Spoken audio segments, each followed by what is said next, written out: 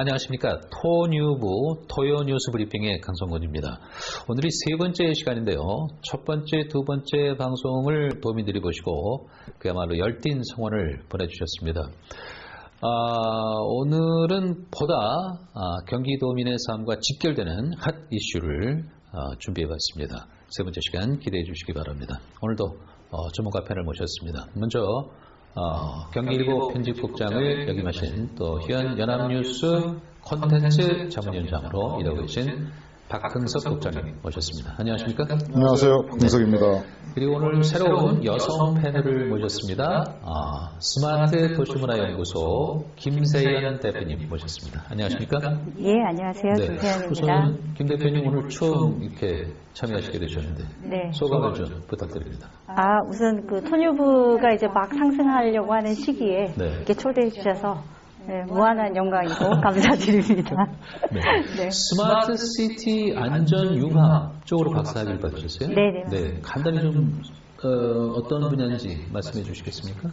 스마트 시티는 말 그대로 이제 똑똑한 도시라고 이해하시면 좋을 것 같은데요. 네. 이제 ICT를 도시에 접목을 시켜서 예전에 이제 도시교통, 도시환경, 도시 안전, 도시 주거라고 이야기했다면 지금은 ICT를 접목시킨 스마트 교통, 스마트 환경, 스마트 안전 네. 이런 식으로 해서 조금 더 생활 속의 서비스를 가미한 그런 도시라고 보시면 될 것 같습니다. 도시의 각 분야를 이제 IT가 접목시킨 거네. 그렇죠. 그래서 좀 더 편리하게, 그러니까 서비스를 좀 확대한 차원의 도시 이렇게 하시면 될 것 같습니다. 네, 오늘 많이 기대하겠습니다. 네, 토뉴브 오늘 세 번째 시간 주제를 우선 간단히 일별해드리죠. 우선 첫 번째 문제로 가보죠. 네, 경기 북부 특별자치도. 이게 지금 김대현 도지사께서 언급을 하셨는데 박 국장님 이 얘기가 지금 다시 나왔어요. 도의회에서. 네. 경기 북도 현실화 되는 겁니까? 논의 시작입니까? 북도하고 우선 네. 경기 북도하고 네. 여기 나와 있듯이 경기 북부 특별자치도는 네. 약간 다릅니다. 명칭이 달라졌어요. 네, 명칭이 다르죠. 뭐가 다르겠습니까? 특별히 들어갔지 않습니까? 그러네요. 네. 그 제주도나 네. 또 올해 그 강원도가 특별자치도로 바뀌었죠. 수원 특례시도도 있고요. 그거하고 개념이 전혀 많이 다르고요. 그래서 특별한 이 지원 아니면 특별한 혜택을 이제 주는 건데 그동안 경기 북도 추진은 계속돼 왔습니다. 예. 이게 처음에 87년도에 노태우 당시 민정당 대통령 후보가 처음 공약한 이후에 네. 그 후에 선거 때마다 이 문제가 안 나온 적이 없습니다. 그래서 이 문제는 이제 선거 때마다 나왔고 그 다음에 이번에 경기도지사 선거에서도 김동연 지사가 상당히 중요한 공약으로 어필을 한 이런 사안이죠. 네. 그래서 우선 이 행정구역 개편 문제는 사실은 어느 시대나 늘 있어 왔던 문제입니다. 그래서 우리가 공양왕 시대, 고려 공양왕 시대는 경기도가 경기 좌도 우도로 나눴었습니다. 그랬었어요? 모르셨죠? 전 모르죠. 그러고 서울이 어디 있었습니까? 한양, 한성. 서울. 네. 서울이 경기도에 있었지 않습니까? 네, 경기도에 있었죠. 네. 46년도에 해방되고 나서 특별시로, 서울 특별시로에서 떨어져 나간 것이죠. 인천은 어디 있었습니까? 인천에 있었죠. 인천 경기도 인천에 있었죠. 그게 81년도에 직할시로 떨어져 나간 것이죠. 그래서 이 경기도라는 자리 자체가 굉장히 대한민국에서는 그야말로 노른자 의자이지 않습니까? 이제 행정구역 개편 논의가 굉장히 많이 제기다 왔던 문제고, 김동연 지사가 이제 야심차게 지금 TF팀까지 꾸려서 북부에 있는 행정 2부지사 당신이 책임지고 이 문제를 주도적으로 추진해 나가라. 이렇게 지금 밀어붙이고 있는 상황이고요. 김동연 지사의 생각은 이런 겁니다. 북부 지역은 잘 개발이 안 돼서 보존된 생태계가 있다.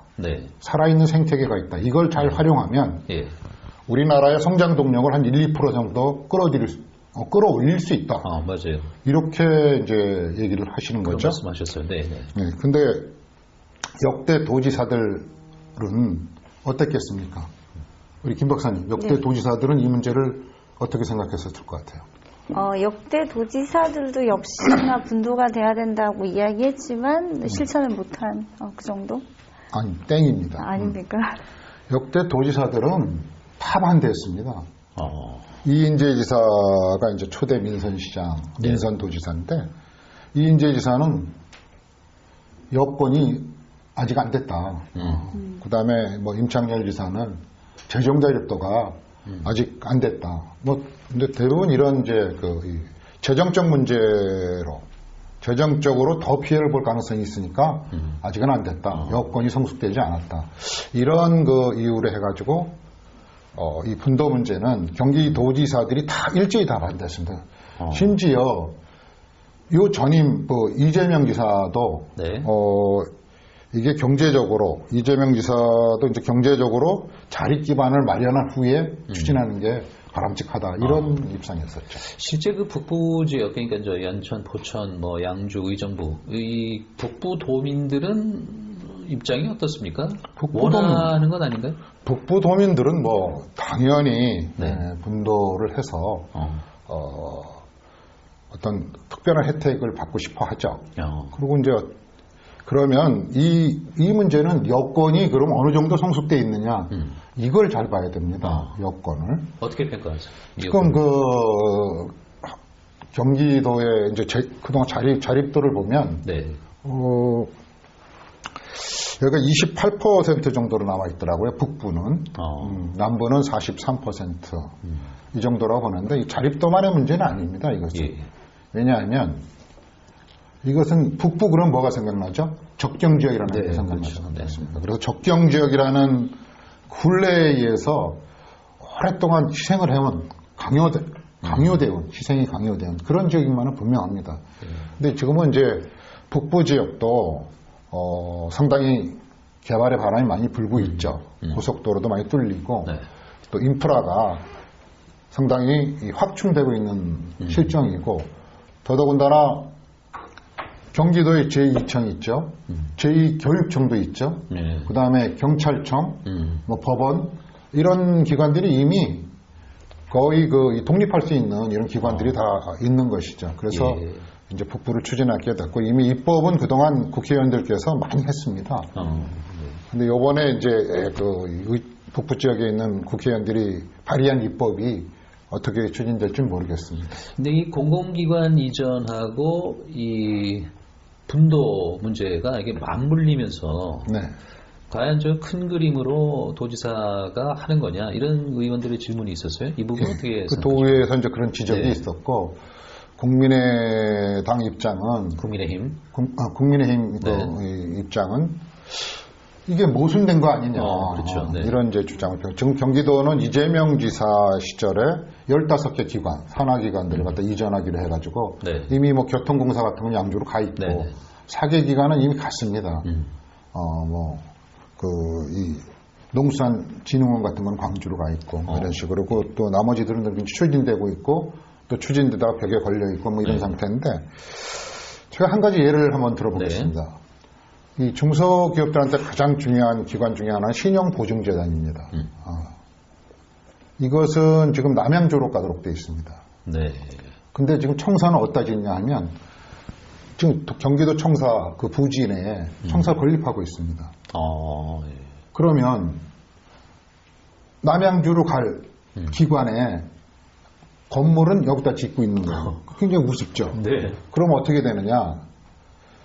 본사는 권리 갖고 이거는 자기네가 조금 쓰고 나머지 다른 데다가 임대 주고 이런 식으로 이제 운영이 되는 것이죠. 그러니까 이 문제를 그래서 민주당의 도의회 의원들은 함께 추진하자 이런 개념입니다. 함께 논의하고 함께 추진하자 이런 논의인데 이 문제를 명확하게 추진하지 않으면 정리하지 않으면 이 문제도 상당히 델리케이트한 부분들이 지역 주민들한테 이제 있다고 보는 진정성이라든지 것이다. 예.